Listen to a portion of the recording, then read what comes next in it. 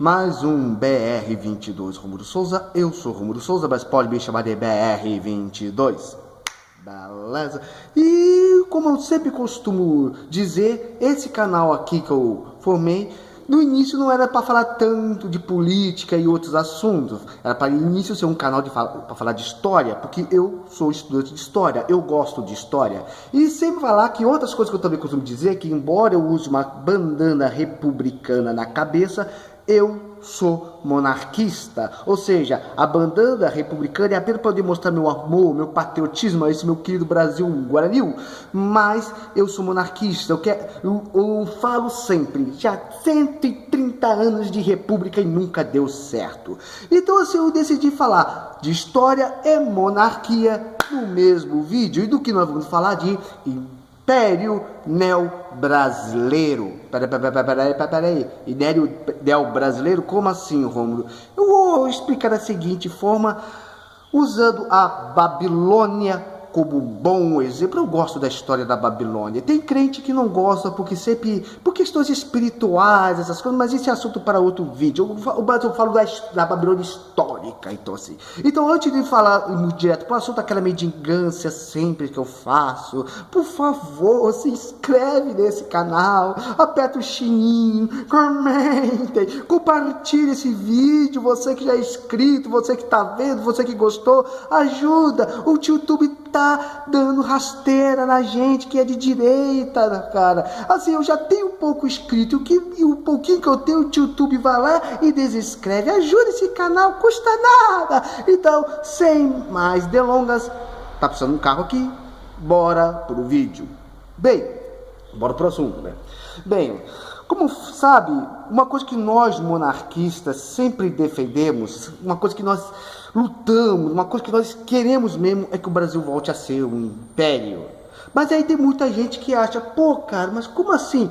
Pô, isso é uma viagem, cara, o império já passou, já faz mais de um século e tudo mais, será que volta mesmo?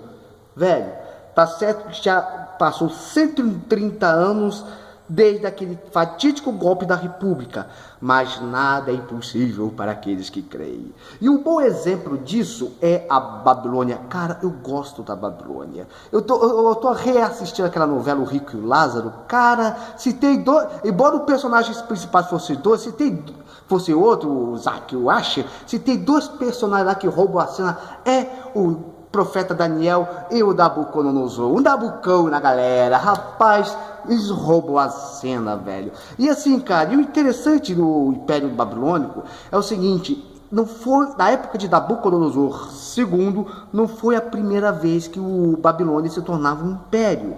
Não. Antes disso, o Império Babilônico já havia se tornado um império muito antes. Isso por volta do ano de 1800 antes de Cristo.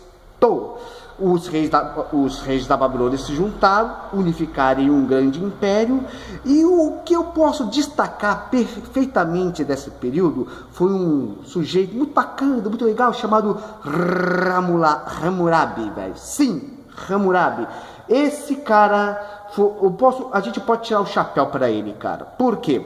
Ele criou uma coisa muito bacana que foi se aperfeiçoando ao longo das décadas, chamado de o Código de Hammurabi. Como assim, velho?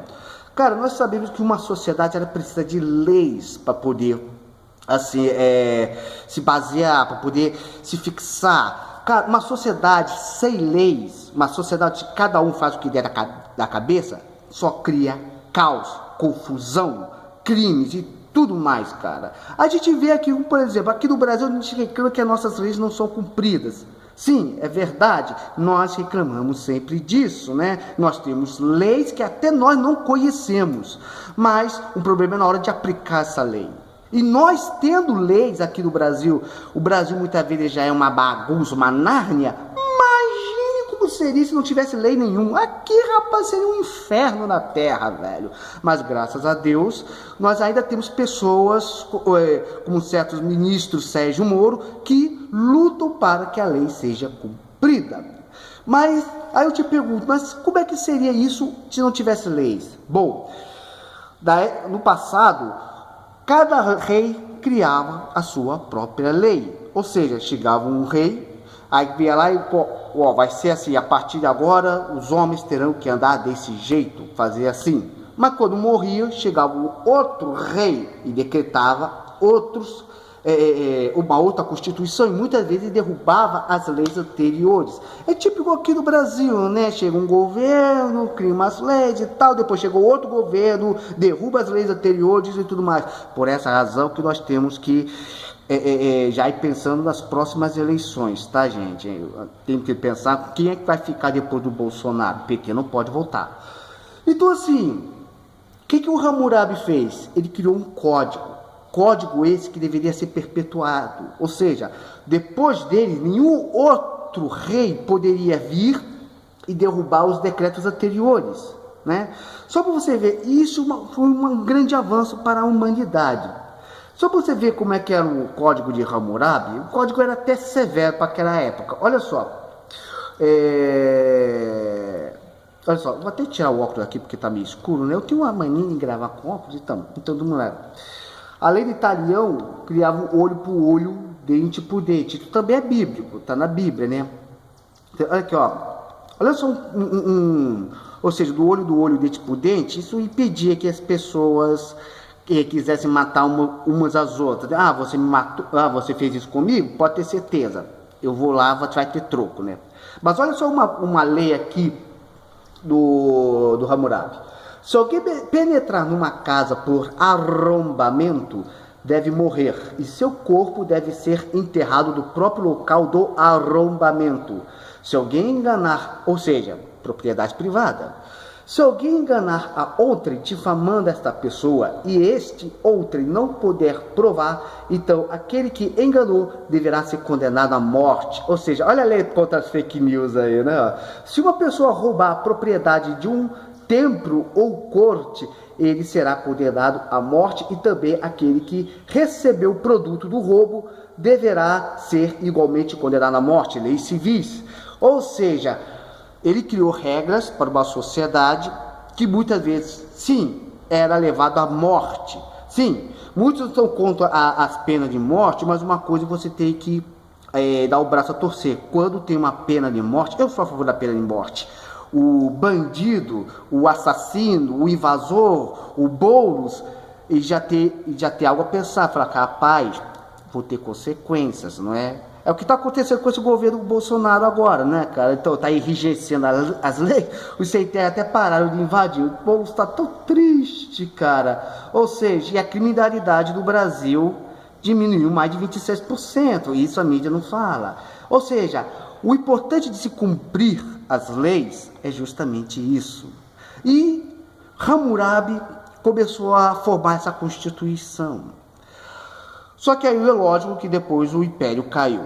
Passou-se milênios, aí a Babilônia sendo apenas um reino e não mais um império, até que Nínive foi derrubada. E o Império Babilônico começou a se reconstruir novamente, né? E teve o seu auge no ano de 604 a 561 a.C., quando apareceu uma figura muito bacana, um cara maravilhoso, um cara que, rapaz, eu tô com ele e não abro, até porque eu tô com ele e não abro, eu apoio esse cara mesmo, porque se eu não aprovasse, minha cabeça ia ser cortada, que é Nabucodonosor II. E eu gosto pra caramba desse personagem. Por quê? Porque ele, além de ser um personagem histórico, ele é um personagem bíblico. E olha só uma curiosidade. Durante muito tempo acreditou que a cidade de Babilônia fosse apenas um mito, uma lenda bíblica e tudo mais. Até que no século passado foi encontrado um pedaço de tijolo onde tinha o nome de Nabucodonosor II. Isso levou a escavações lá do Iraque, aonde começou a ser desenterrada a cidade de Babilônia. Ou seja, aí o pessoal viu, pô, essa cidade que a gente via da Bíblia, ela realmente existiu. Ou seja, Babilônia ficou séculos esquecida da história, ficou séculos sem ninguém lembrar que ela existia. Pensou só que era uma coisa bíblica. Não, era histórica mesmo. Tanto que Saddam Hussein até terminou de desenterrar algumas ruínas da cidade e colocou, por própria vaidade, um tijolo lá com o nome dele. Olha como Saddam Hussein é safado, né, cara? E assim, cara, eu gosto pra caramba da história de Nabucodonosor, tanto da parte bíblica quanto da parte histórica, principalmente por causa dos sonhos que o profeta Daniel revelou acerca da árvore, da estátua que mostrava os impérios que viriam depois. Isso é assunto para quando eu voltar a falar um pouquinho de Deus, falar um pouco de teologia, né? E também acerca da conversão de Nabucodonosor. Muitos historiadores e teólogos eles têm uma certa ideia de que talvez Nabucodonosor tenha se convertido a Deus. Basta ler você o capítulo 5 de Daniel, aquele testemunho que o cara praticamente virou bicho, enlouqueceu, mas depois voltou à sanidade mental. Porém, na parte histórica, Nabucodonosor foi um grande estrategista, um cara bom na guerra. Ele fez grandes construções, aquedutos, reforçou a cidade, e assim, e eternizou uma das 7 maravilhas do mundo, que foi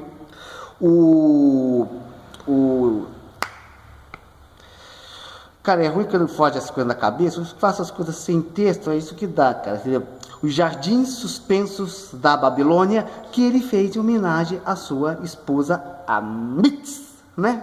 E assim, cara, e ele estava querendo criar um império que durasse gerações, durasse milênios, séculos. E é verdade, como sempre costumamos dizer nós monarquistas, o político, um republicano, um político só pensa nas próximas eleições, enquanto que um monarquista, um soberano, pensa das próximas gerações.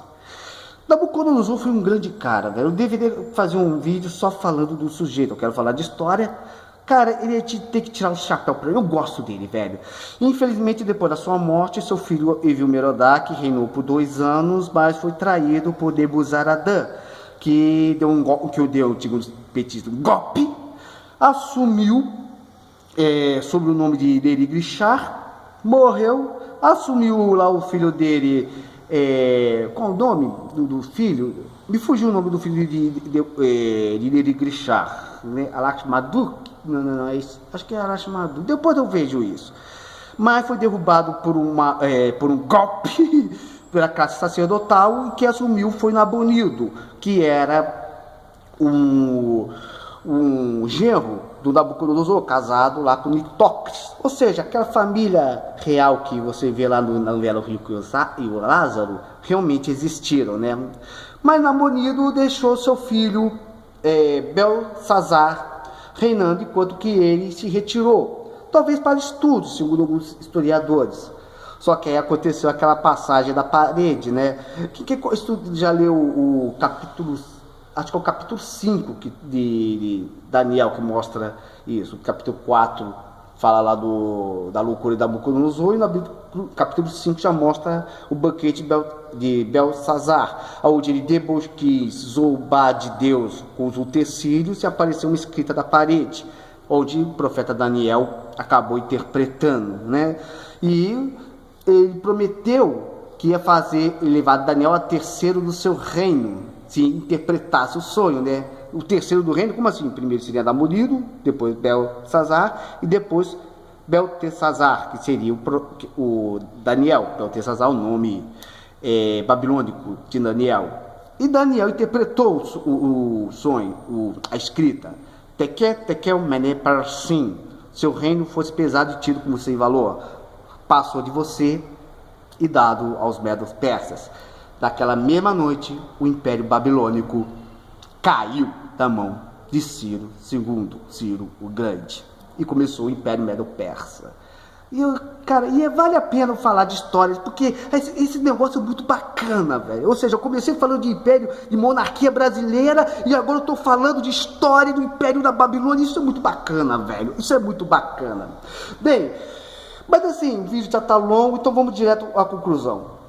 Como vimos, o Império Babilônico foi um dos grandes impérios da humanidade. E o Império de Nabucodonosor é o Império Neo-Babilônico. Babilônia voltou a ser império depois de quase 1000 anos. Se depois de quase 1000 anos Babilônia havia voltado a ser império, por que o Brasil também não pode voltar a ser um império? Um império neo-brasileiro atual. Cara, vale a pena a gente estudar a história. Bem, tá aqui o vídeo, né? Comentem o que você achou. Gostou dessas informações? Você gosta de história? Você gosta de Bíblia? Você concorda que o Brasil, como república, já fracassou e o Brasil precisa voltar a ser um império? Comentem aqui.